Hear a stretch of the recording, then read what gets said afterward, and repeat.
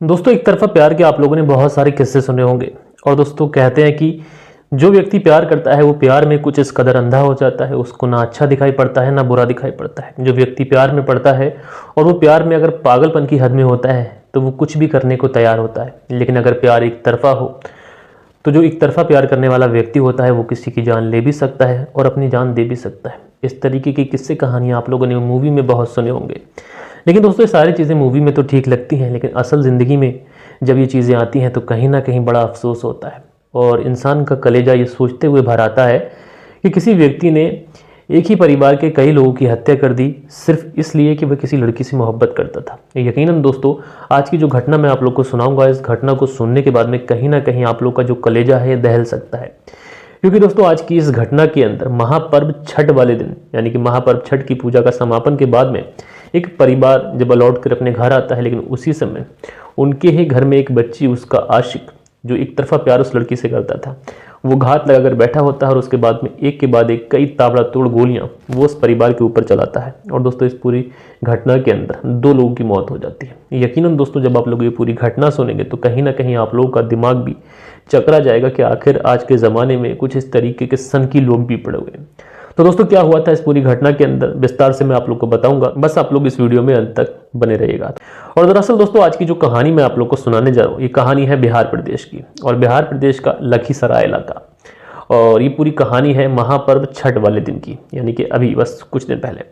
अब उसके बाद में दोस्तों, एक परिवार जो कि छठ की पूजा करने के बाद में अपने घर पे आता है, लेकिन उसी समय उस पूरे मोहल्ले के अंदर जो ये पूरा त्यौहार था उसका समापन बहुत ही प्यार से, बहुत अच्छे तरीके से हो चुका था। लेकिन उसके बावजूद उस मोहल्ले के अंदर अचानक से गोलियों की तड़तड़ाहट की आवाज़ गूंजने लगती है। जब गोलियों की आवाज़ गूंजती है तो कहीं ना कहीं जितने भी लोग होते हैं उस समय एकदम से परेशान हो जाते हैं, क्योंकि गोलियों की आवाज़ इस कदर तेज़ी से आ रही थी कि किसी को भी समझ में नहीं आता कि अचानक से यहाँ क्या हो गया। क्योंकि एक के बाद एक लगातार गोलियों की आवाज़ आती है। जितने भी लोग उन गोलियों की आवाज़ों को सुनते हैं, यकीन सबको ऐसा लगने लगता है कि किसी न किसी के साथ में कोई ना कोई अनहोनी तो ज़रूर हुई है। जब लोग उस तरफ भागते हैं जिस तरफ से गोलियों की आवाज़ आई थी, तो जब वहाँ पर पहुँचते हैं, जो लोग भी पहुँचते हैं वो सन्न रह जाते हैं। दरअसल एक ही परिवार के 6 लोग जो कि जख्मी हालत में पड़े हुए हैं, कोई किधर तड़प रहा है, कोई किधर तड़प रहा है, किसी के कहीं गोली लगी है, किसी के कहीं गोली लगी है, किसी के खून बह रहा है। जब लोग इस तरीके के हालात देखते हैं, देखते ही देखते पूरे इलाके में एक खबर आग की तरफ फैल जाती है। लोग उस तरफ भागते हैं, दौड़ते हैं, लेकिन किसी को ये समझ नहीं आता है कि आखिर अचानक से यहाँ पे हो क्या गया। अब उसी वक्त वहीं से कोई व्यक्ति पुलिस को फ़ोन कर देता है। जब पुलिस को ये खबर मिलती है तो पुलिस के तो पांव तले से ज़मीन खिसक जाती है। दरअसल महापर्व छठ वाले दिन इस तरीके का घिनौना अपराध किसने कर दिया, इसलिए पुलिस बहुत ज़्यादा सतर्क होती है, बहुत ज़्यादा अलर्ट होती है, तुरंत अपनी टीम को लेती है और मौके पे पहुंचती है। लेकिन पुलिस जब मौके पे पहुंचती है दोस्तों, तो जो खबर पुलिस को बताई गई थी ये खबर 110% सच थी, और इसमें एक ही परिवार के 6 लोगों को गोली मार दी गई थी। अब पुलिस इस मामले में पूछताछ करती है, फिर छानबीन करती है, लेकिन उससे पहले पुलिस ने सोचा कि जो लोग भी जख्मी हैं उनका इलाज होना बहुत ज़्यादा ज़रूरी है। इसलिए पुलिस उन सारे ही लोगों को सदर अस्पताल इलाज के लिए भेजती है, यानी जो जख्मी हालत में लोग हैं उनका इलाज हो सके, यानी लोगों की जान बच सके। अब उसके बाद में डॉक्टर जो है इन सारे लोगों का जब ट्रीटमेंट शुरू करते हैं तो पता चलता है कि इनमें 4 पुरुष और 2 महिलाएं हैं। लेकिन डॉक्टर अपने इलाज के दौरान 2 लोगों को मृत घोषित कर देते हैं। बाकी के जो 4 लोग हैं उनकी जो हालत है ये काफ़ी ज़्यादा नाजुक बनी हुई है। अब दोस्तों, पुलिस के सामने सबसे बड़ा सवाल तो ये था कि आखिर यह हत्या किसने की है, कौन वो कातिल है कि जिसने महापर्व छठ वाले दिन एक ही परिवार के 6 लोगों के ऊपर गोलियां बरसा दी। इसलिए पुलिस उस मौके की जगह पर पहुंचती है जहां पर ये क्राइम हुआ था। पूरे क्राइम सीन को बहुत अच्छे से, बहुत बारीकी से देखा जाता है। पूरे एरिया को सही से देखा जाता है कि कहीं से कोई सुराग मिल सके, कातिल की कोई पहचान हो सके। और वहां पर जितने भी लोग थे, पुलिस उन सारे के सारों से पूछताछ करती है। पुलिस उनसे पूछती है कि तुम्हें किसी ने कातिल को देखा, क्या तुम्हें किसी को कातिल के बारे में कुछ पता है। लेकिन दोस्तों, हैरानी की बात यह थी कि शुरुआती क्षणों में कोई भी पुलिस के सामने ये बोलने को तैयार नहीं था कि आखिर ये कत्ल किसने किया है, कातिल कौन है। अब दोस्तों, उसके बाद पुलिस की परेशानियां बढ़ती तो है, लेकिन पुलिस अपनी छानबीन जारी रखती है। पुलिस अपने मुखबरों को एक्टिव करती है, पुलिस अपने तरीके से छानबीन करती है। दोस्तों, हमारे भारतीय पुलिस की एक चीज़ बहुत अच्छी है, हमारी भारतीय पुलिस क्राइम को बहुत अच्छे से और बहुत आसानी से सुलझा लेती है। क्राइम करने वाला कितना ही शातिर क्यों ना हो, लेकिन पुलिस की गिरफ्त से वो बाहर नहीं जा सकता। इसलिए पुलिस जब अपनी आगे की पूछताछ बढ़ाती है, आगे की कार्रवाई बताती है, तो पंकज कुमार जो वहाँ के पुलिस अधीक्षक हैं वो बताते हैं कि आशीष चौधरी नाम का एक लड़का जो कि इनके मकान के अपोजिट में ही रहता है, यानी इनका पड़ोसी है, उसने ही इस परिवार के ऊपर गोलियां बरसाई थी। दरअसल जो आशीष चौधरी है उसके परिवार के साथ में इनका 10 दिन पहले झगड़ा भी हुआ है।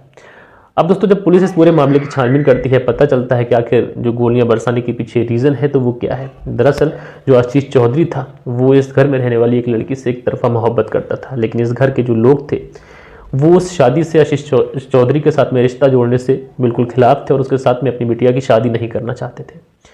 आज जब इस तरीके की चीज़ें आती हैं और दोस्तों जब उधर पुलिस जो उधर हॉस्पिटल में जो इलाज चल रहा था, जो 2 व्यक्तियों की मौत हो चुकी थी, उसमें एक वो लड़की भी थी जिससे आशीष चौधरी शादी करना चाहता था। जब उस लड़की के डॉक्टर पूरी समीक्षा करते हैं, डॉक्टर पूरी देखरेख करते हैं और मौत का रीज़न बताते हैं, मौत किस वजह से हुई, तो डॉक्टर्स पुलिस को बताते हैं कि इस लड़की के प्राइवेट पार्ट पर यानी गुप्त अंग पर गोली मारी गई है। इस तरीके से जब इतनी बेरहमी से इस व्यक्ति ने उस लड़की को मौत के घाट उतार दिया कि जिससे वो बेइंतहा मोहब्बत करता था। अब आप लोग सोच लीजिए कि ये व्यक्ति कितनी ज़्यादा इसकी जो मानसिक स्थिति थी वो क्रूर थी। अगर किसी से मोहब्बत की जाए तो उसका ये बिल्कुल मतलब नहीं है कि उसको मार दो, उसके परिवार को मार दो। ये तो किस्मत का खेल होता है। अगर मोहब्बत करी, शादी हुई या नहीं हुई वो तो अलग बात है, लेकिन ये क्या मतलब होता है कि क्राइम का रास्ता अपना लिया जाए। दोस्तों आजकल आप लोग देखते हैं कि मोहब्बत, अवैध संबंध, चोरी, इस तरीके की चीज़ों में जो क्राइम हो रहा है ये बहुत ज़्यादा हो रहे हैं, लेकिन 90 to 80% के आसपास ऐसे केसेस हैं जिसमें एक तरफा मोहब्बत या फिर अवैध संबंध, इसके चलते क्राइम हो रहे हैं। अब दोस्तों पुलिस जो है वो आशीष चौधरी की तलाश जारी करती है, लेकिन आशीष चौधरी के घर पर जब पुलिस जाती है तो पता चलता है कि जो आशीष चौधरी है ये वहाँ से फरार है। यकीनन दोस्तों पुलिस हैरान है इस पूरे मामले को देख के, और वहाँ पर जितने भी लोग इस केस को सुन रहे हैं, सोशल मीडिया, प्रिंट मीडिया पर जब ये खबर फैलती तो हर कोई हैरान होता है कि एक व्यक्ति मोहब्बत में अंधा होकर आखिर ऐसा कैसे कर सकता है। बहरहाल दोस्तों पुलिस जो है वो आशीष चौधरी की तलाश कर रही है और जो पंकज कुमार है वो बताते हैं कि बहुत जल्द आशीष चौधरी जो है वो पुलिस की गिरफ्त में होगा।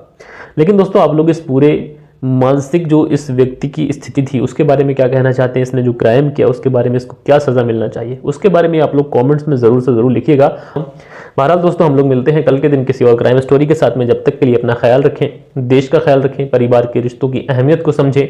जय हिंद, जय भारत।